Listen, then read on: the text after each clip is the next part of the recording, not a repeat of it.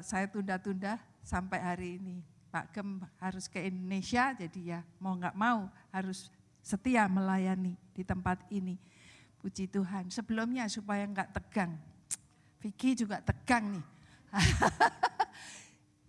Ingat Mazmur 133, khotbahnya bukan ini. Tapi tadi waktu pujian diingatkan. Kita ini supaya di gereja ini ada kasih mesra yang luar biasa. Ya pokoknya yang duduk di sebelahnya itu kita peluk erat-erat gitu loh. Mazmur 133 entah suami, entah istri, entah kakak, entah adik, entah teman. Kita peluk dengan mesra. Bisa enggak Fani sama Lisa itu udah lama Lisa enggak datang. Peluk dong mesra.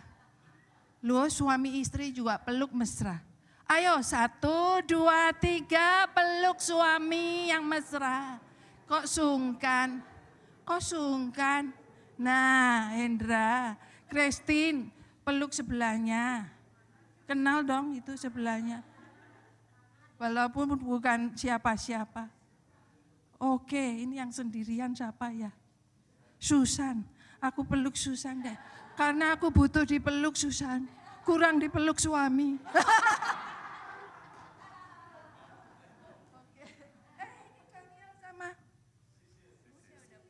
Udah pelukannya kalau di kamar. Ya, Ibu, puji Tuhan. Ya, mamanya, itu puji Tuhan. Enak loh kalau dipeluk, iya kan? Rukun-rukun dipeluk, walaupun gak dipeluk saya rukun. Makin tua aku gak mau marah-marah. Dulu muda suka marah-marah. Ya, suami betul gak?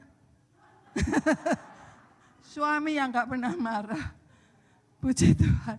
Mazmur 133 kalau kita rukun-rukun. Berkat gak usah diminta. Berkat itu diperintahkan Tuhan. Nah kalau di gereja ini rukun-rukun. Bukan main rukunnya di sini. Ada Roni yang ngajak kemarin piknik ya. Ikut gak Roni kemarin? Ikut ya. Ini mau ikut gak bisa. Suami suka gak ada yang ngantar. Juga gak ada yang jemput. Oh enggak. Soalnya memang harus tugas di tempat. Sisilia yang tahu. Jadi pokoknya ingat ya. Rukun-rukun itu. Katakan sebelah-sebelahnya gini tepuk. Rukun-rukun ya. Rukun-rukun tuh. Di sini ada Agung, ada Mega, ada anaknya. Rukun-rukun. Pokoknya rukun-rukun terutama life group, rukun-rukun. Luar biasa. Saya ini udah lama enggak life group. Sebetulnya join tempatnya Lia. Tapi ya enggak datang-datang kan Lia. Soalnya Sabtu enggak bisa. Terus hari ini saya udah enggak tahan. Saya undang teman life group yang lama-lama yang di Cheswood. Biar di Cheswood sudah rindu. Ayo ketemu. Khususnya Lisa ini udah lama enggak ke gereja. Kalau enggak diundang enggak ke gereja. Tapi enggak, dia itu baru sakit berat. Betul ya? Enggak bisa jalan, enggak bisa berdiri. Bayangkan, tapi kasih karunia Tuhan hari ini bisa berdiri, bisa jalan, bisa datang ke gereja. Syukur loh Lis. Saya tulis, masih ada kesempatan. Mari kita ibadah, masih ada kesempatan, mari kita fellowship, masih ada kesempatan, mari kita ber-LG. LG itu penting sekali. Saudara kalau enggak punya teman gimana? LG Alia itu rukun-rukun ya. Itu ada 2 bersaudara kakak beradik di sini. Tuh. Siapa? Mary ya, Mary. Dan Debbie ya. Rukun-rukun itu selalu berdua. Duduk-duduk di ujung-ujung ya berdua. Mana itu Pak Joko? Pak Joko enggak datang ya? Ya pokoknya di sini saling mengenal, saling menyapa, saling menanyakan di mana gitu. Kalau enggak datang, yang tahu anggota LG. Betul? Semua sudah ikut LG? Halo, siapa yang belum ikut LG angkat tangan? Pastor Mira yang akan melihat. Wih, enggak ada loh. Pastor Mira semua ikut LG. Haleluya. Puji Tuhan, tepuk tangan untuk Tuhan. Itu kasih karunia. LG-nya setia-setia. Pastornya LG-nya Lia, kita panggil aja Pastor Lia, Pastor Hari, Pastor Alex, Pastor Sani, Pastor Roni, Pastor Angie, Pastor Chen, sama Franz. Nggak lupa loh, nggak lupa. Saya kalau mau lupa-lupa gini, bahasa roh supaya tidak lupa ya. Temannya Pak Agung itu adik ipar saya ya. Oh ya, papanya itu barusan di scan. Wah, otaknya mengecil katanya. Otaknya banyak hal-hal yang enggak betul katanya gitu, diperiksa pertama. Terus enggak puas, periksa lagi, lebih ke dokter syaraf yang lebih teliti. Supaya di MRI atau di apa masuk UGD. Wih, Pak saya bilang, belum tentu pemeriksaan betul. Habis yang kedua baru dia lega. Yang pertama dikasih obat tambah sakit. Yang kedua dicek semua bagus. Hebat apa enggak? Jadi sebenarnya pemeriksaan itu juga belum tentu 100%. Masa berapa hari bisa berubah? Memang Tuhannya luar biasa. Tuhannya luar biasa. Vicky jangan cerita panjang-panjang nanti khotbahnya enggak tersampaikan. Lalu waktu doa, apa ya sudah dikasih tugas Pak Gem? Apa firmannya? Wah, mengikuti Pak Gem pemuritan tahun ini. Lalu beberapa bulan yang lalu, pokoknya saya tangkap. Kita semua dalam perlombaan iman. Ingat, semua diuji, semua dalam perlombaan iman. Supaya menang tadi lagunya ya, supaya menang. Kita ada masalah demi masalah, entah itu ujian, entah itu cobaan, tapi kita akan lolos atau lulus gitu ya. Lulus dan lolos harus lewat lolos. Kalau menang itu lulus, ujian lulus, naik kelas. Kalau mau naik kelas, imannya naik, ya harus lewat ujian. Kalau enggak ujian, ya bagaimana student enggak ujian enggak naik kelas, ya kan? Nah, tapi Tuhan itu baik. Kasih satu kata. Saat teduh terngiang-ngiang. Katanya ini, mau tahu ya? Judul temanya ini. Tahta kasih karunia. Itu judulnya dari Tuhan. Throne of Grace. Throne of Grace. Nah, untuk mengenal ini, mengetahui ini, supaya saya enggak teriak-teriak khotbah gitu, teori, tidak. Mari kita doa minta revelation. Minta penyataan Tuhan supaya itu bicara. Tadi suami doain. Supaya bicara, Tuhan bicara. Biar pikir teriak-teriak. Kalau enggak bicara, saudara enggak dapat revelation percuma. Datang ke gereja supaya terima firman, didoakan Pastor Mira tadi. Jangan lewatkan. Lalu Roh Kudus, saudara punya Roh Kudus semua, saya ada Roh Kudus. Sama. Roh Kudus akan menjelaskan ke saudara dan saya sama. Jadi waktu dijelaskan, Roh Kudus menjelaskan, amin gitu. Yes and amen. Karena sama. Lagunya tadi yang dipilih itu saya bilang, yes, amen. Surely goodness and mercy, yes, amen. Tuhan Raja, yes, amen. Setia sampai akhir, yes, amin. Nah itu kuncinya tahta kasih karunia. Dari Ibrani 4, ada yang tahu ayatnya? Sudah ada di situ. 14, 15, 16, sambil hafal ayatnya. Ibrani 4, 14, 15, 16, mudah kan? 14, 15, 16. Jadi itu tahta kasih karunia. Oke, berikut. Di dalam tahta kasih karunia ini, mari sekali lagi kita berdoa. Doa ulang-ulang baik, tadi sudah didoakan. Tapi sekarang saudara sendiri yang berdoa. Bersama saya berdoa, welcome. Kita berdoa minta penyataan Tuhan. Ini begini, berapa minggu lalu ada yang pengkhotbah di sini. Suami saya kok gelisah gitu ya. Duduk situ dengar khotbah gelisah. Dia kadang-kadang menunduk, kadang-kadang tutup mata. Saya bilang tidur apa enggak ini ya? Enggak, dia enggak tidur. Dia lagi doa. Tuhan saya minta firman ini bicara. Wih, luar biasa loh. Tuhan kasih ayatnya itu yang dibacakan. ini dia tangkap dan itu bicara.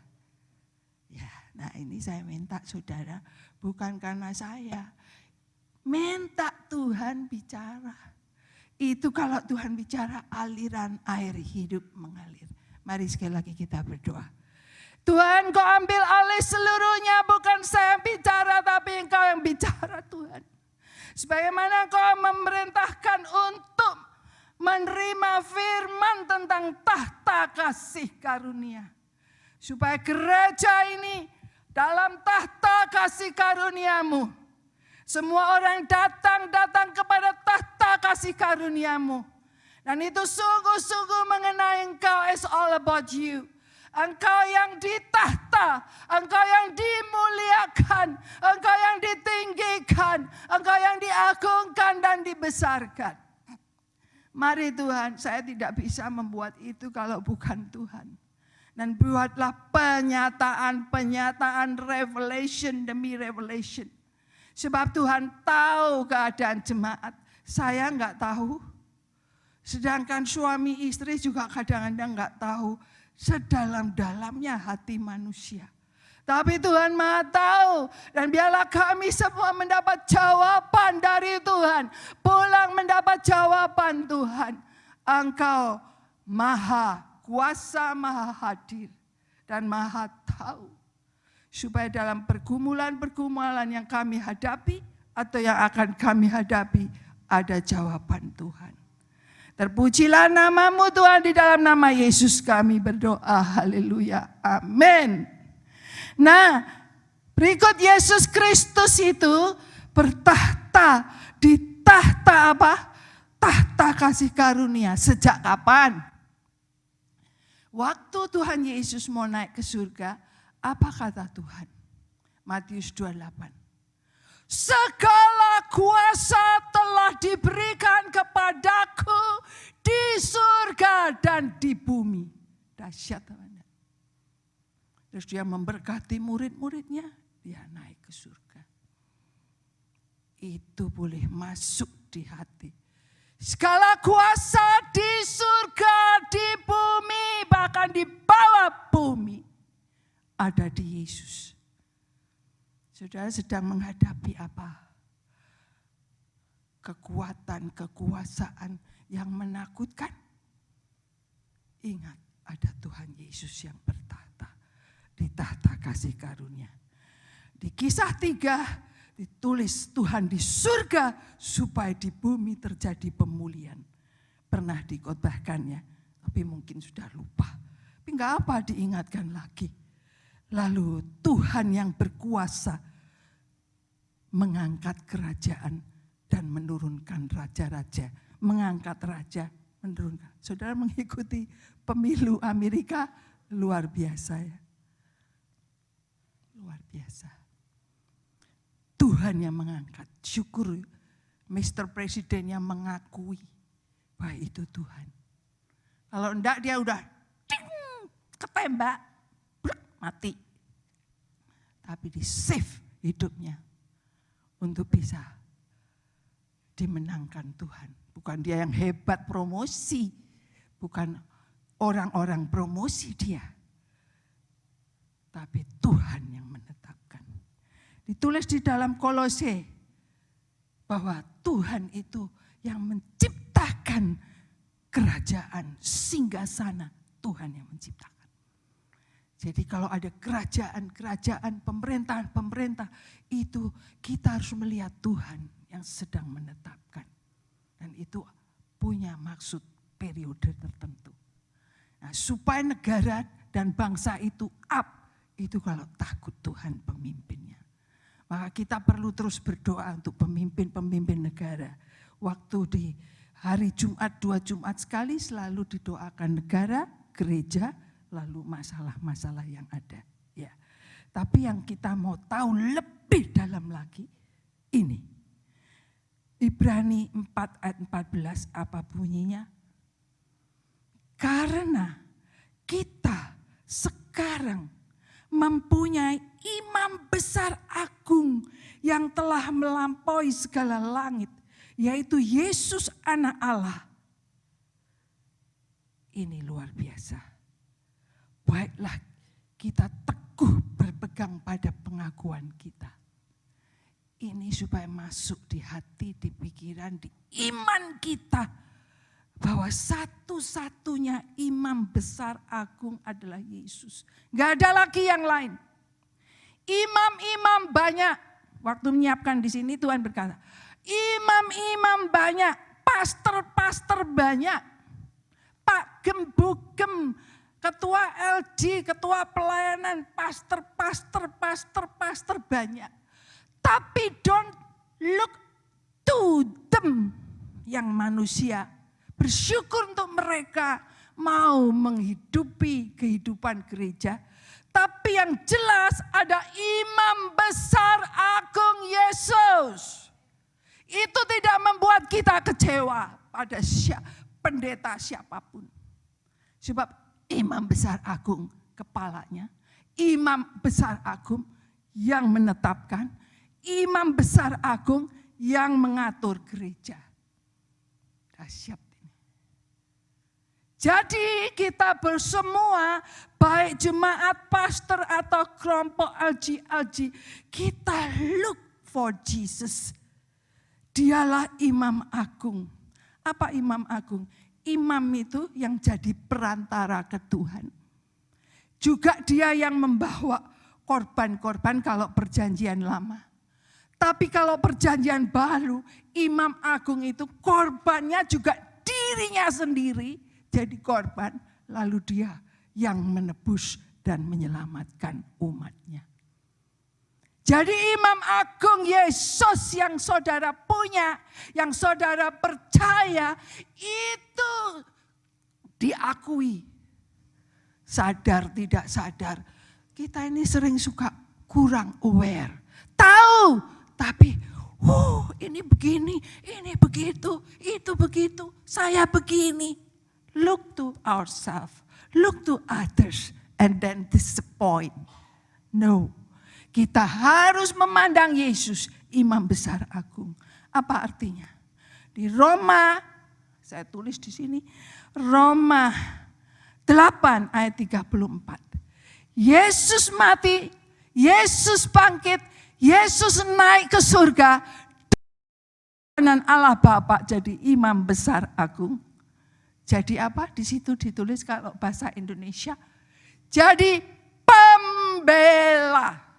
Jadi imam agung Yesus itu membela saudara. Membela suami. Membela istri. Membela saya. Membela sebelah saya.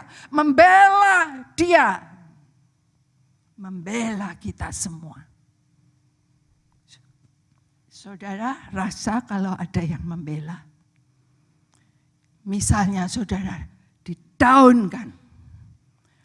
Enggak usah merasa terlalu down. Ada pembelanya. Alami itu, sering mengalami. Salah dimengerti misalnya. Daging mau menjadi, ini loh saya itu enggak maksud begitu.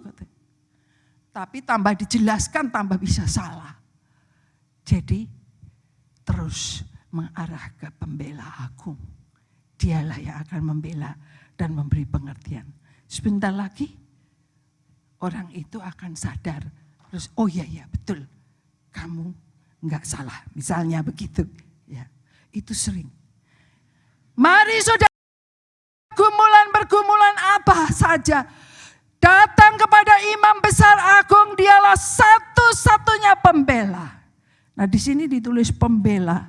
Bukan pendakwa. Saya sering terjebak. Kalau enggak hati-hati, ikut mendakwa. Saudara pernah mendakwa atau enggak? Jujur. Si A begitu, si B begitu, si C begitu. Gurunya begitu. Anaknya begini. Jujur. Mendakwa. Terus kalau kita perfect, yang lain enggak perfect, kita mendakwa. Kurang. Ini ya harus bertobat. Saya enggak tunjuk orang lain. Ini Jadi jangan mendakwa, menggosip, no way. Datang kepada Tuhan, imam besar agung, dia akan membela. Berikut, tahta Kristus, tahta imam besar agung. Ini ulang-ulang. Dia yang memegang segala kekuasaan di surga dan di bumi, di sebelah kanan Allah Bapa sebagai pembela. Kalau bahasa Inggris terjemahnya, nanti cek ya, Roma 8:34, cek. Intercessor, luar biasa.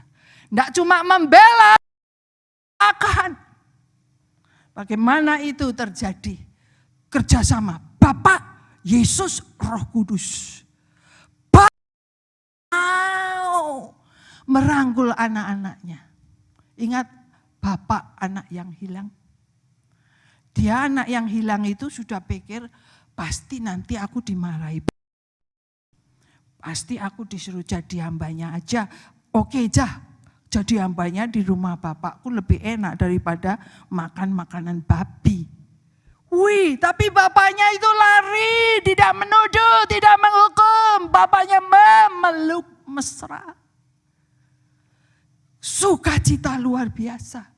Bapaknya itu bersukacita, anakku hidup, anakku kembali, anakku sadar. Dan dipeluk. Tapi kakaknya, kenapa beda? Kakaknya kenapa marah-marah, tidak ikut sayang seperti bapaknya. Ini terjadi loh dalam kehidupan komunitas. Kok enak dia itu, sudah begitu hidupnya. Kok enak dia? Karena mengandalkan keakuan dirinya. Mengandalkan kebaikan dirinya. Ini pelajaran. Supaya kita itu tidak mengandalkan kebaikan diri sendiri. Not self effort. Tapi mengandalkan kasih karunia Tuhan. Anak besar itu karena kasih karunia Tuhan dia tinggal di rumah bapaknya. Dia menikmati segala berkat bapaknya. Ini tinggal di rumah bapak, menikmati berkat bapak. Sedangkan yang lain sudah lari-lari meninggalkan Tuhan, meninggalkan gereja. Tapi perlu datang ke tahta kasih untuk terus mendoakan supaya mereka kembali. Ini ada jawaban Tuhan luar biasa. Nanti dibahas di ayat berikutnya. Berikut ya, Ibrani 4 ayat 15. Imam besar agung yang jadi pembela ini hebat. Saya ini kurang bisa merasakan. Perasaannya itu kurang sensitif ya. Bisa begitu. Suami ini lebih loh, perasaannya lebih peka. Karena dia suka main gitar, nyanyi. Dia sama anak saya kalau lihat movie itu bisa keluar air mata. Ini keras, nggak bisa keluar air mata. Itu namanya peka perasaan.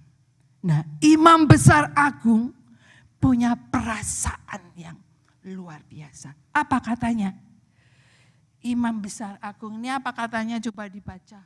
Ya ini supaya bisa baca, sini kecil tulisannya. Sebab imam besar yang kita punya, ayo baca sama-sama, 1, 2, 3. Sebab imam besar yang kita punya, bukankah imam besar yang tidak dapat turut merasakan kelemahan-kelemahan kita. Sebaliknya, sama dengan kita. Ia telah dicobai, hanya tidak berbuat dosa. Ini imam besar. Ikut merasakan kelemahan. Kalau saudara punya spirit soul itu perasaan. Itu saudara lagi sedih misalnya. Orang lain terdekat pun tidak bisa ikut merasakan. Tuhan merasakan. Nah ini penting. Jadi kita jangan juga terus terlalu mengasihani diri sendiri gitu. Jangan ya. Self pity. It's no good self pity. Ya kita berperasaan merasa down. Tapi ada Yesus, imam besar yang ikut merasakan. Kalau kita di base understand, orang lain tidak mengerti, it's okay. Sebab Tuhan ikut merasakan. Nanti Tuhan menjawab dari firman-firmannya. Kalau kita saat teduh ya. Saya sering begitu. Tuhan yang mengerti, Tuhan yang menjawab. Nah, penjelasannya ini bagus. Tahta Kristus, tahta kasih karunia, ya pegang satu tahta imam besar agung. Lalu tahta ini tahta penuh belas kasihan. Sering kita ini kebayang karena Tuhan itu luar biasa. Kita takut dia itu hakim yang menghukum kalau salah. Iya kalau banyak itu di perjanjian lama kalau salah dihukum karena itu didikan Tuhan. Perjanjian baru juga ada Roma di Ibrani ya dididik gitu ya. Didikan Tuhan. Tapi sebenarnya Tuhan itu berbelas kasihan. Di sini saya lihat pelajari orang tua. Orang tua terhadap anak-anaknya itu berbelas kasihan luar biasa. Walaupun harus mendidik ya. Tapi penuh belas kasihan dan penuh kebenaran. Mari kita lihat ini cepat aja Roma 5 ayat 15 sampai 19. Saudara berdoa supaya ini menjawab juga pergumulan saudara. Satu hari kami berdoa dalam satu kelompok doa. Terus mendoakan masalah-masalah di kehidupannya sosial ini. Sekarang ini kan ada banyak hal yang macam-macam. Tapi luar biasa. Yuk kita baca Roma 5 ayat 15. Ada bisa ditayangkan ya? Roma 5 ayat 15. Ini tentang kasih karunia. Masih minta Roh Kudus menjelaskan ya supaya ada revelation waktu membaca di sini. Belas kasihan Tuhan. Sudah dapat? Ayo kita baca ya. Gantian ya, saya dulu lalu saudara supaya ikut membaca. Tetapi karunia Allah tidak sama dengan pelanggaran Adam. Sebab jika karena pelanggaran satu orang, semua orang telah ikut gitu ya, telah jatuh dalam kuasa maut. Jauh lebih besar lagi kasih karunia, sebab kita sedang membahas kasih karunia Allah. Dan karunia-Nya yang dilimpahkan atas semua orang, karena satu orang yaitu Yesus. Saudara nangkep enggak ini? Kalau Adam aja, satu Adam berbuat salah, berbuat dosa, semua ikut dosa, semua ikut mendapat maut. Tapi karena Yesus satu yang taat, apa ditulis di situ?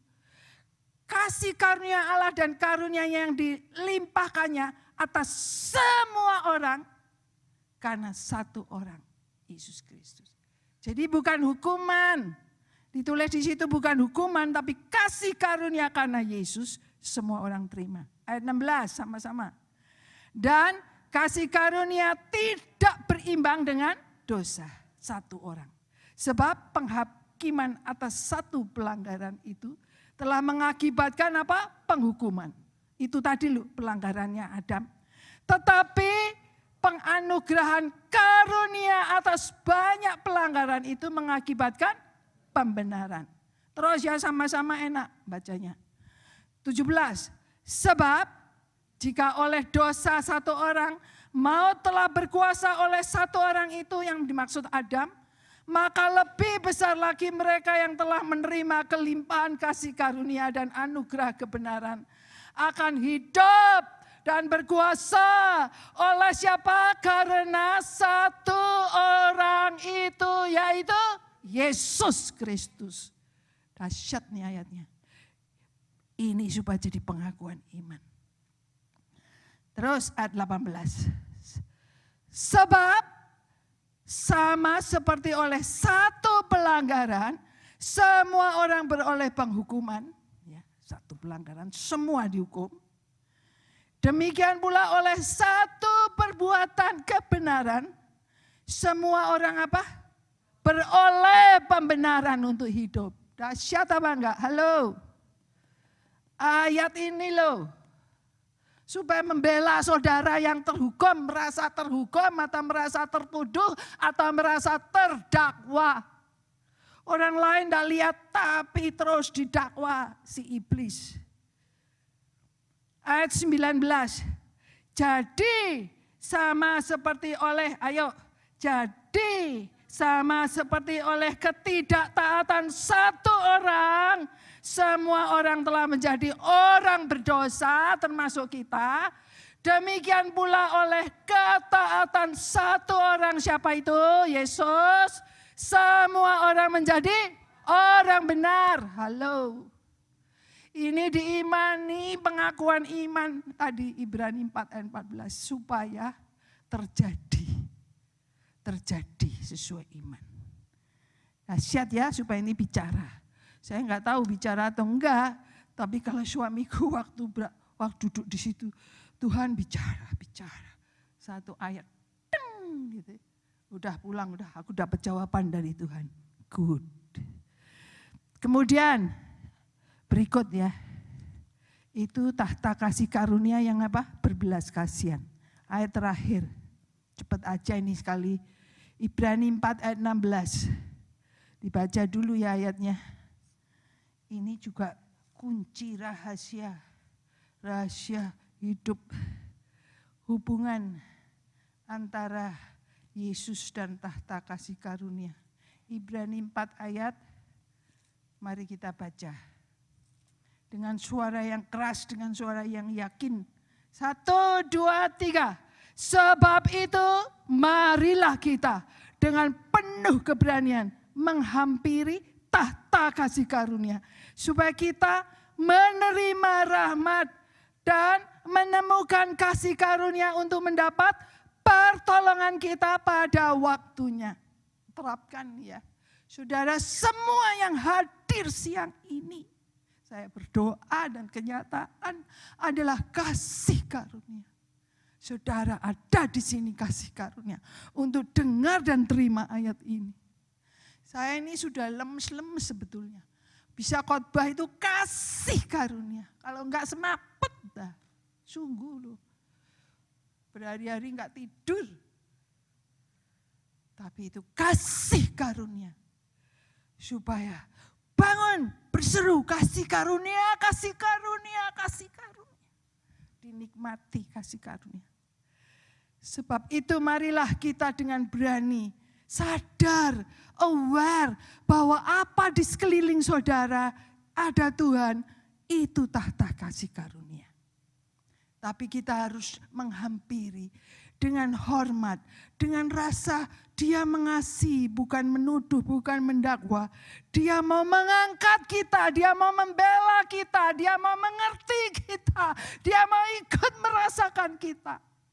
Maka kita diizinkan mengalami hal-hal yang menurut pikiran kita, kenapa saya begini?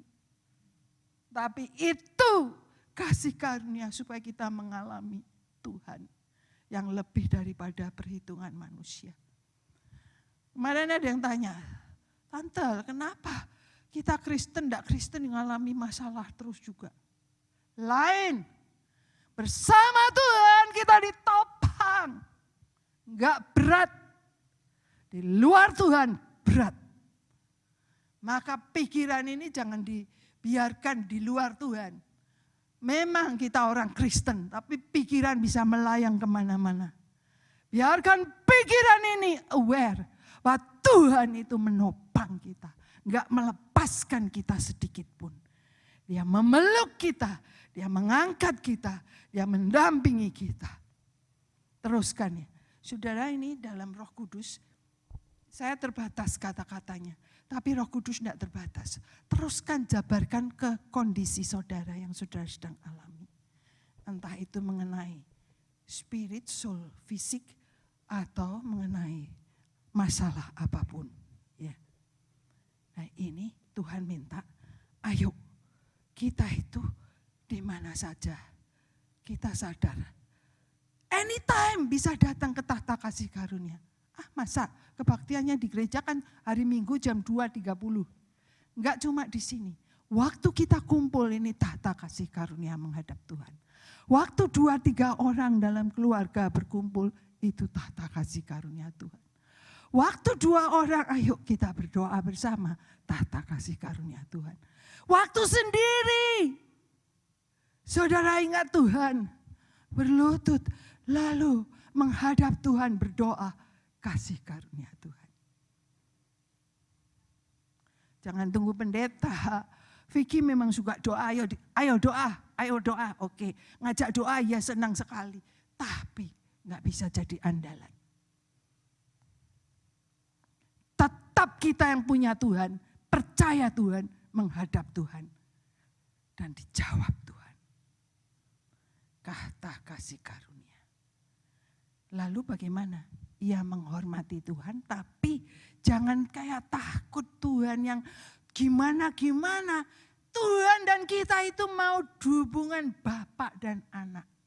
Halo, hubungan yang intim, beyond our understanding. Tapi rasakan, dia itu belai saudara. Saya ini selalu teringat, satu supir dia bisa nangis. Tuhan Yesus suka bele-bele saya. Dia punya anak, bisa sekolah di uni, dia supir. Dan dia merasakan pembelaan Tuhan luar biasa. Ini supaya dialami. Kita siapa yang membela anak? Tuhan membela anak. Kita nggak bisa bela anak, Tuhan bela anak. Kita khawatir terus kan masa depan anak. Tapi Tuhan bela. Hubungan bapak dan anak. Sekarang saya belajar, itu anakmu Tuhan, itu anakmu Tuhan, itu anakmu Tuhan, itu anakmu Tuhan. Dibela oleh Tuhan. Oke, mari kita teduh sejenak. Dan kita merasakan kasih karunia demi kasih karunia. Unlimited kasih karunia tanpa batas. Unlimited waktu, kapan, di mana Tuhan selalu ada dengan kasih karunia. Change mind itu bertobat, change mind Tuhan tidak menghukum. No condemnation, tidak ada hukuman di dalam Kristus. Tapi melepas kasih karunia karena ketaatan Yesus. Supaya kita juga tidak punya attitude untuk menghukum orang. Tapi melepas pengampunan. Dan itu kasih karunia. Seperti yang dikotbahkan Pak Yanto minggu lalu ya. Pengampunan. Dan sekali lagi kita butuh kasih karunia dengan kerendahan hati. Kalau kita against kasih karunia ini. Aku mau usaha sendiri. Aku bisa. Aku dah yang harus maju. No. Terkutuklah orang yang mengandalkan manusia, mengandalkan kekuatan sendiri. Tapi diberkatilah orang yang mengandalkan Tuhan. We are nothing di luar Tuhan. We are debu di luar Tuhan. We are uap ditiup habis di luar Tuhan. Tapi Tuhan menjadikan saudara dan saya dipilih untuk menjadi anak-anaknya. Diangkat, dikasihi, dan dipelihara. Itu kasih karunia. Sekarang kesimpulan. Kasih karunia Tuhan dalam hal apa saja. Saudara renungkan, jawablah. Roh Kudus di dalam hati saudara sedang mendoakan. Sedang mendoakan dengan keluh kesah yang tidak terucapkan menurut Roma 8:26. Bahwa dia sedang mendoakan menurut kehendak Allah. Kita takut kalau kita melanggar Allah. Baik, tapi tidak bisa mengikuti Tuhan sepenuhnya kalau tidak didoakan Roh Kudus. Roma 8 ayat 26 berbunyi bahwa Roh Kudus ikut mendoakan. Walaupun Bu Vicky enggak tahu masalahnya apa jadi enggak doa. Tapi kita tahu bahwa Roh Kudus di ayat 26. Demikian Roh membantu kita dalam kelemahan kita. Sebab kita tidak tahu bagaimana sebenarnya harus berdoa. Ini baik, yang mana? Tapi Roh sendiri berdoa untuk kita kepada Allah dengan keluhan-keluhan yang tidak terucapkan. Alami doanya Roh Kudus.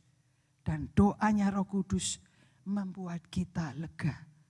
Membuat kita rest. Belum rest in peace, tapi rest in Jesus. Tidak khawatir, tidak gelisah, tidak stres, tidak struggle, tidak strive, tapi berserah. Sebab Dia yang membela, Dia yang mendoakan, Dia yang merangkul, Dia yang mengasihi kasih karunia demi kasih karunia. Amin. Nah, enggak lama kan? Jam berapa itu? Oke, tutup mata. Aku panggil suamiku naik ke depan. Yang lain tutup mata dong.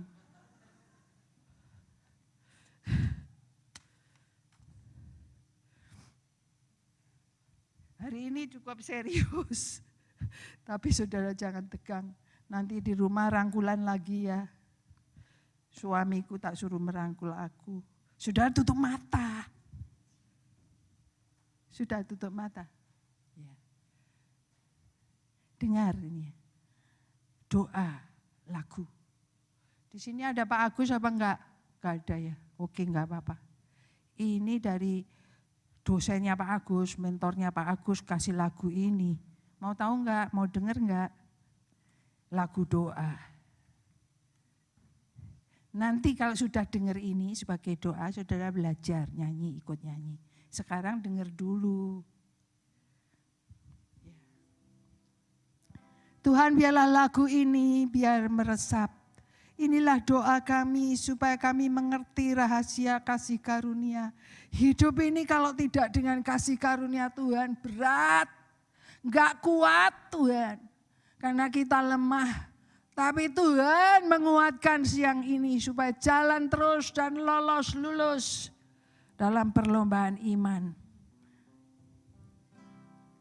Kiranya kasih karunia Tuhan menaungi dirimu selalu. Sinarnya menerangi hidupmu pada setiap jalan kau tempuh. Kiranya kesetiaan Tuhan menjadi perisai imanmu. Walau ombak dan badai menderu, dalam kuasa-Nya jadi teguh. Kiranya kau diberkati penuh, supaya jadi berkat sungguh. Boleh buka mata, ikut nyanyi. Kiranya kasih karunia Tuhan menaungi dirimu selalu. Sinarnya menerangi hidupmu pada setiap jalan kau tempuh. Kiranya kesetiaan Tuhan menjadi perisai imanmu. Walau ombak badai menderu, kuasa-Nya jadi teduh. Kiranya kau diberkati penuh, supaya jadi berkat sungguh. Chorusnya.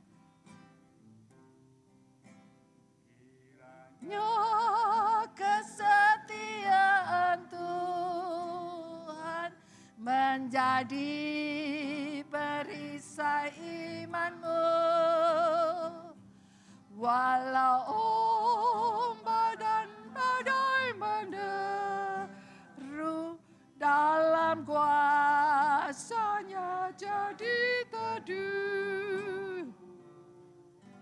Kiranya kau diberkati penuh, supaya jadi berkat sungguh. Amin. Ya, nih Pak Sam kasih kesaksian. Terus tutup doa. Kita ini sebetulnya memang semua itu kasih karunia Tuhan. Baru kemarin ini fresh from the oven ini. Baru kemarin yang hampir terakhir, jam 6 sore kira-kira. Ada satu student yang dia belajar piano dan dia juga belajar vokal, nyanyi.